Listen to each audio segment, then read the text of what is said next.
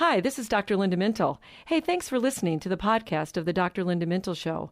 Our website is filled with more encouraging interviews, all accessible at myfaithradio.com. Doing life together, reaching out with hope, encouraging one another, each step along the road. You and I can make everything a little better, doing life together.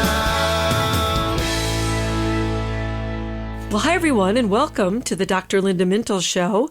I'm your host, Dr. Linda Mintle, the relationship doctor, and I'm here along with my co-host, sitting on the other side of the microphone with me. Oh, my goodness. The other Dr. Mintle, my Here husband, we Norm. are. We're together, and every weekend we are together, and we're doing life together, and we're so glad that you've joined us. We sure are. Thank you and welcome, everybody. Today we're tackling a very difficult but very common life experience. What do we do when God seems, get it? Silent. Silent. Yes. For many Christians, there's often a struggle to know the voice of God, to recognize it, and to understand what is His will for me. So we thought we'd explore these matters and perhaps encourage you a little bit on the way. You know, if you've lived life long enough as a person of faith, Norm, you know, for any period of time, you're going to have one of these dark nights of the soul that you sometimes hear that phrase. And in fact, books have been written on that topic dating back to really the early church. Well, one of my heroes, St. John of the Cross, a medieval Christian who became a Carmelite monk during the 1500s, wrote a book on this topic, and he called it The Dark Night of the Soul, from whence, of course, we use that phrase. When he was helping Teresa of Avila reform their monastic order in Spain, he endured persecution and imprisonment for his efforts. In that book, he describes an intense period of depression and the annihilation, that's what he called it, of his ego as he discovered to recognize and embrace closeness to God through his struggles in the darkness.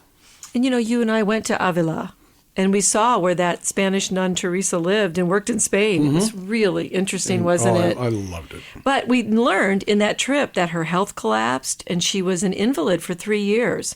It was during that time that she developed a love for prayer and eventually underwent a spiritual awakening and worked to bring reform to her order. She did. She's one of my all-time favorite saints in the ancient church. And as a result of her work and ministry, she also experienced hostility, bad health, as you mentioned, and persecution during the Spanish Inquisition.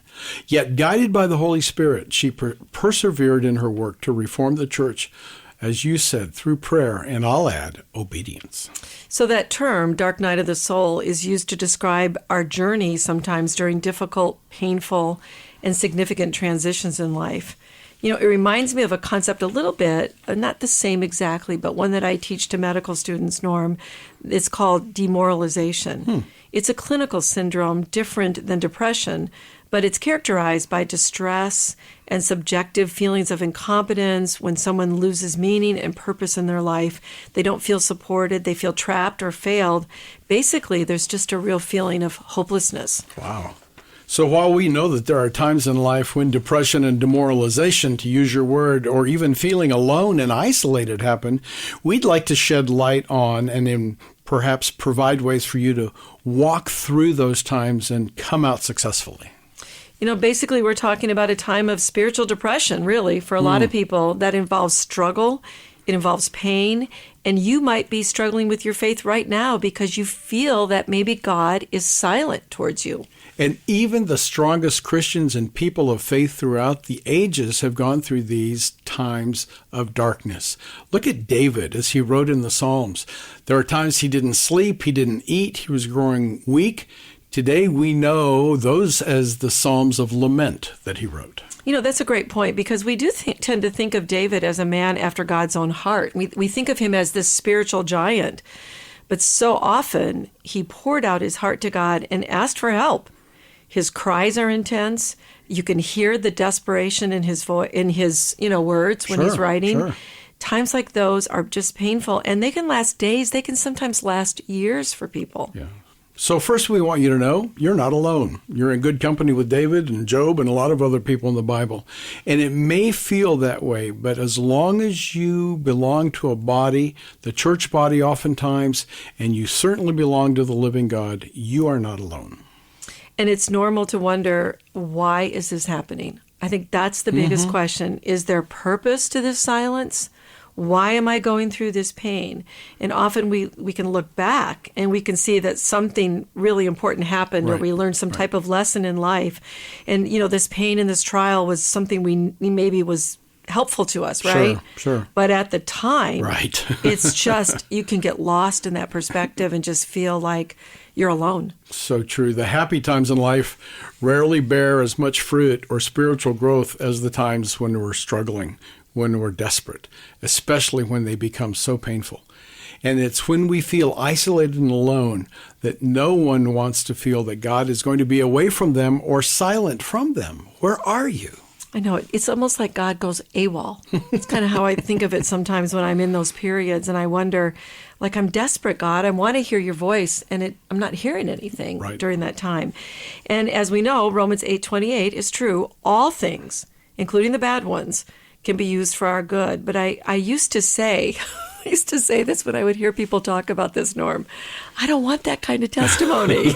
I don't want to go. Let me learn now, God, and not go through those difficult times. I don't want to have to report how you showed up at the last minute. It's so hard when this happens. Even though it feels like things will never change when God seems silent, we must remember this.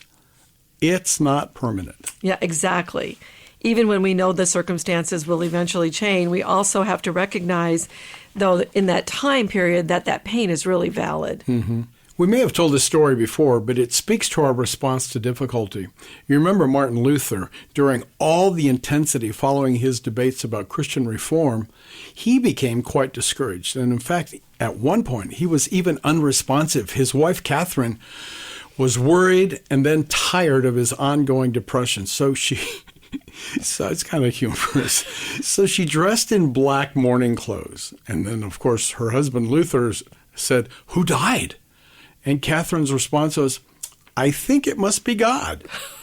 Luther got the message and stopped acting like God had died. That's quite a tactic, isn't it? Trusting it. Now that wouldn't take a lot of people out of it, probably so easily, but it did work for him. And what she was doing was she was trying to get him really refocused, right? So God wasn't silent, or he wasn't even dead. He's not dead. He's alive, whether we feel it or not. Boy, isn't that something we have to remind ourselves of today, because it's all about what we feel. All about feelings. But he's there regardless of what you feel. And during those times, we can pray with the biblical writers who were acquainted with this struggle, like we talked about, like someone like David, who says in Psalm 83, "Oh God, do not keep silent." Well, that's pretty direct, Norm. There you go. He's telling God not to keep silent. "Do not hold your peace or be still. Oh God," or as Job said, "I cry to you for help and you do not answer me. I stand and you only look at me." Wow.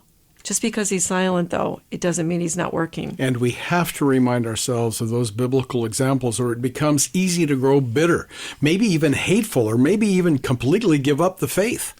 But the goal is to love God, trust him, and hold fast to him despite his silence and our pain. And don't be afraid to admit that you're struggling with it, but to rely on the promises of God that he is with us, he will never leave us. Those scriptures that say he will never leave us, he'll never forsake us, those speak to our soul even when we don't feel that way. I think the hardest part when he's silent and we're waiting and wondering, how long is this going to last? Well, we're in good company with that question too, Norm, because David writes those very words. "How long, Lord? Will you forget me forever? How long will you hide your face from me? How long must I wrestle with my thoughts and day after day have sorrow in my heart? How long will my enemy triumph over me?" I mean, that sounds like a pretty desperate person, right? Mm-hmm. Well, David sums it up for us pretty nicely, doesn't he? We can all relate to it. How long will my prayers appear not to be answered? And how long do I wait for this job or a new partner in life or a baby or a cure for this illness? It's easy to lose patience. We're used to fixing things and finding answers and doing both of them very quickly. Boy, I can relate to this. And I know we've told our story on the show many times, waiting 7 years to have a child and not knowing if it was ever going to happen, it had me asking almost every single month, how long, Lord? How long do I have to continue to do this? I honestly, Norm, felt very forgotten by God. I watched all the other people in my infertility group become pregnant, and then there I was, the only one still infertile. And it felt like God had left, or it felt like he didn't care about me. And when I prayed, nothing. And I prayed every day and often. So I really had to fight through that silence. It reminded me of an experience I had as a child.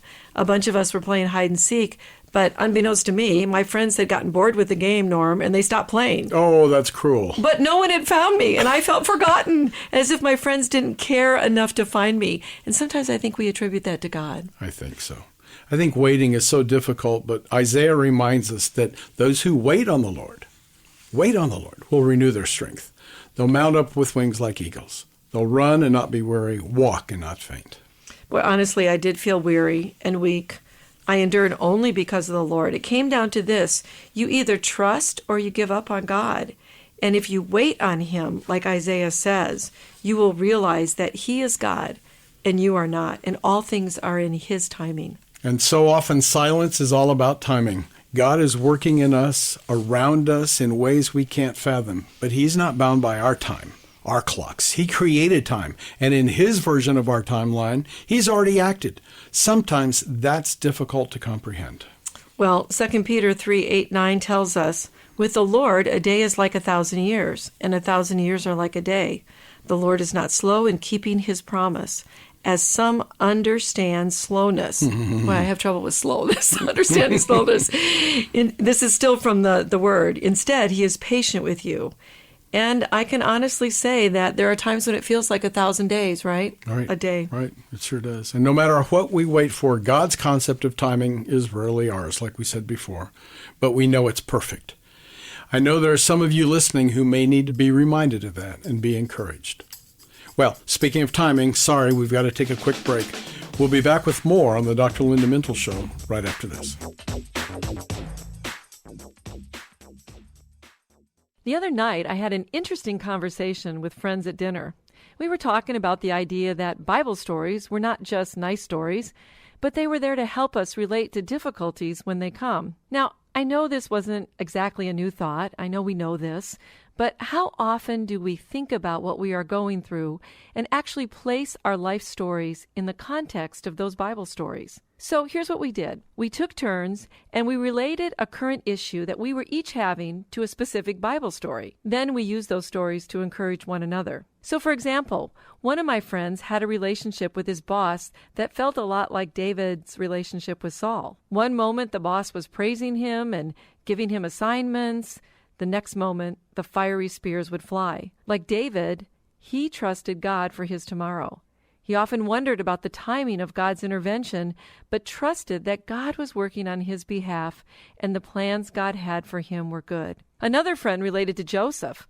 She was in a job, unappreciated, and felt thrown to the side while others ascended and were promoted. She could really relate to being in the prison of neglect and rejection, hoping and praying that the king, the boss, would remember her and release her from false charges that caused the rejection. Like Joseph, she believed God would restore what was lost. By the end of the dinner, we were laughing and smiling.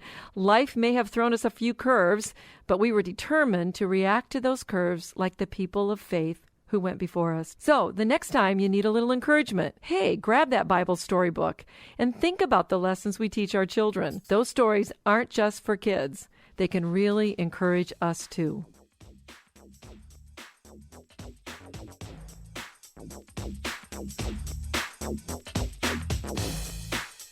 We welcome you back to the Dr. Linda Mintle Show. Today we're talking about something I think everyone has experienced at some point in life. Times when God seems silent.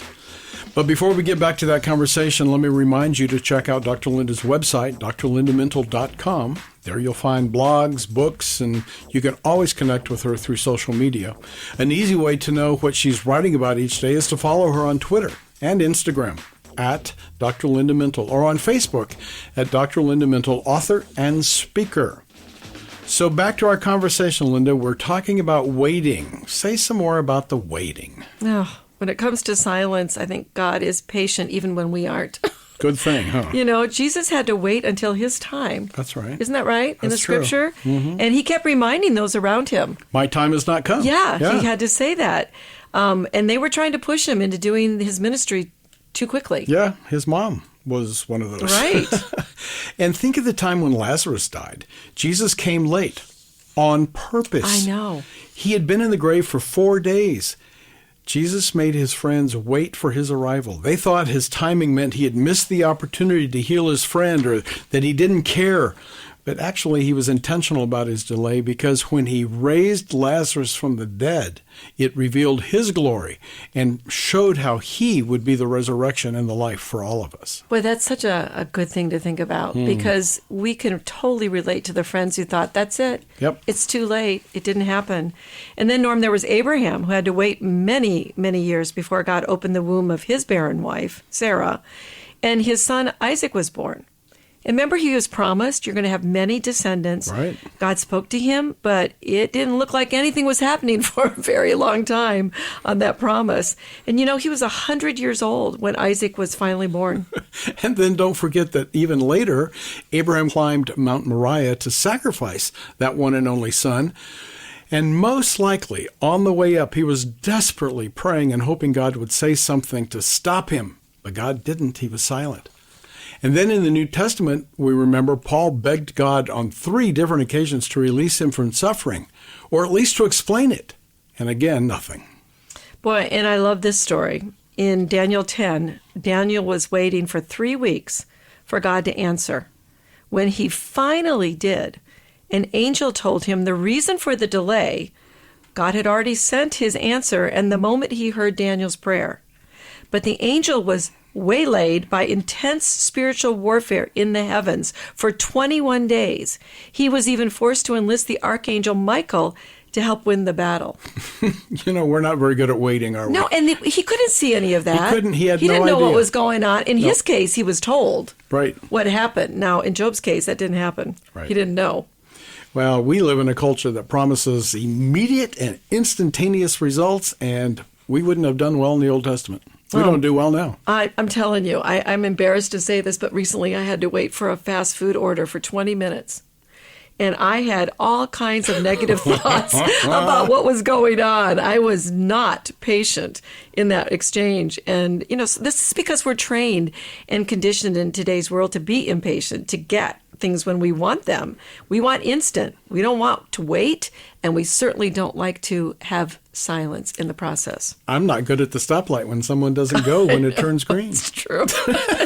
We're bad at. We should do a show on patience. Have we ever done that? I don't know. We should do one of those. But you know what? Waiting can also be lonely.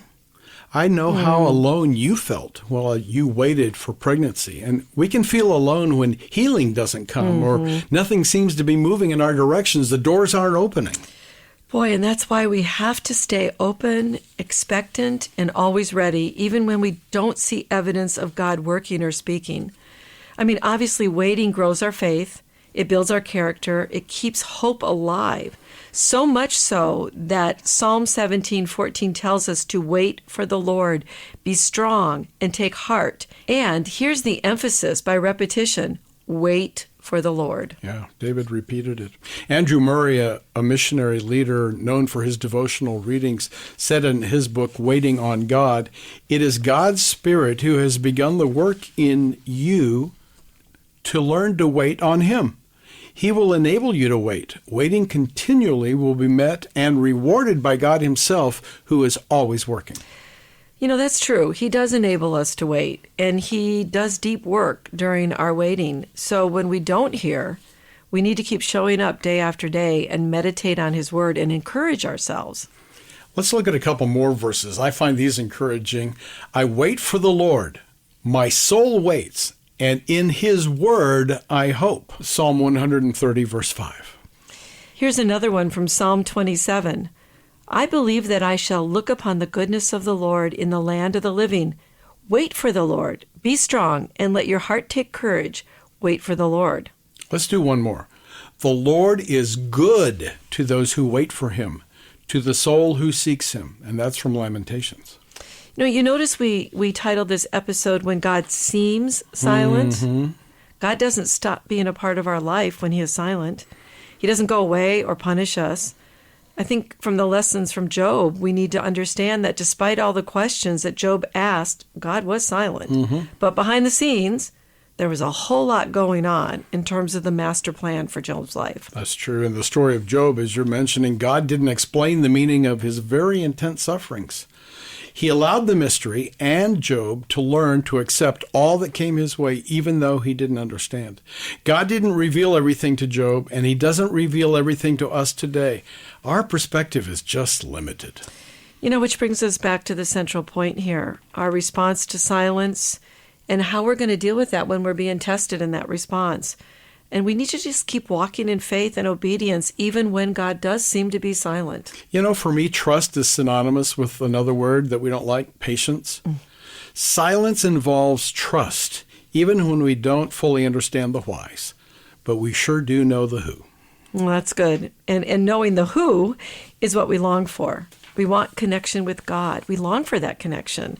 So when we reach out and there is silence, it's like losing your Wi-Fi connection, Norm. It's like you can't, where is God when you do that? And that's when we wonder, is he really there? Does he care? Has he turned his back on me? And the one thing we have to avoid in that thinking is that God is like some other person. People do let us down. They do go AWOL. The Wi-Fi connection doesn't work all the time. But we sometimes we think, what did we do to make God angry at us or upset at us because he isn't speaking? But we have to realize he's there. Right. And we don't want to think of God's silence like any other human emotional reaction. It's likely, very likely, that his silence is intentional for reasons that we don't yet understand.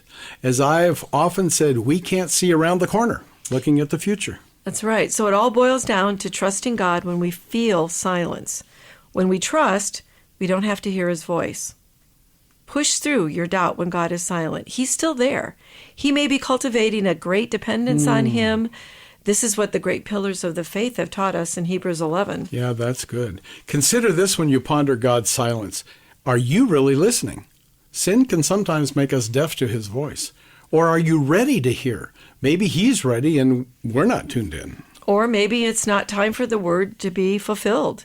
Habakkuk says, "For the vision is yet for an appointed time, but at the end it shall speak and not lie. Though it tarry, wait for it, because it will surely come. It will not tarry." And boy, Norm, I held on to that promise for many, many years. So a caution I hear in all of this is that we should resist the temptation to try and make things happen ourselves because we're impatient. Oh, boy. And if we just look at the stories of what happens when people move ahead of God, it's not good. No. When God gives his word, just wait for it. He is faithful to complete his good work in you. And we have to trust that his word is true and be obedient. I once had a boss who often said, and I've said this many times since, pray like everything depends on God, act like everything depends on you. Now that's good balance. So as we close out the show, you have an excerpt of a passage written by Christy Walker from her book, Disappointment. It kind of summarizes what we've been talking about. It really does. And so I hope Christy doesn't mind that we read from her book. It's really good. She says, "From the valley, I look up to the mountains and say, 'Why, God? Why do I have to be down here instead of up there? I've been down here for so long.' And into the silence, he speaks, if I'm willing to be silent enough to listen. 'I want to take you to the mountaintop, but you are not yet ready. The climb is hard and steep, and you must train a little while longer. This valley is preparing you. Suffering and waiting produce the necessary perseverance, character, and hope that you will need to get to the top, without which you would certainly fail. Trust me, it seems to you too long, but it is a necessary amount of time. My timing is perfect. I have not forgotten you. I see your faithfulness and your struggle. I appreciate your honesty. I am with you always, and soon, when you are ready, we will stand on the summit together. And when you look back down on that valley, you will finally understand.'" So stay strong when God seems silent. He is always working on your behalf. Well, that's all the time we have today.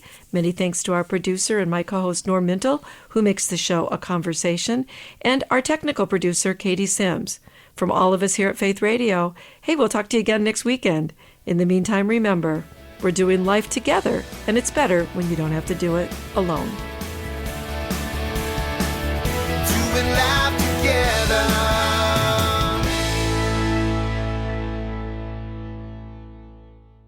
Well, thanks for listening to this conversation from the Dr. Linda Mintle Show.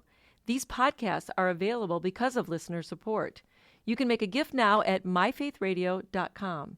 And thanks for sharing this audio link with a friend and helping us grow the impact of the Dr. Linda Mintle Show. Also, take a moment to subscribe to the podcast today at iTunes or your podcast player, and you'll never miss a show.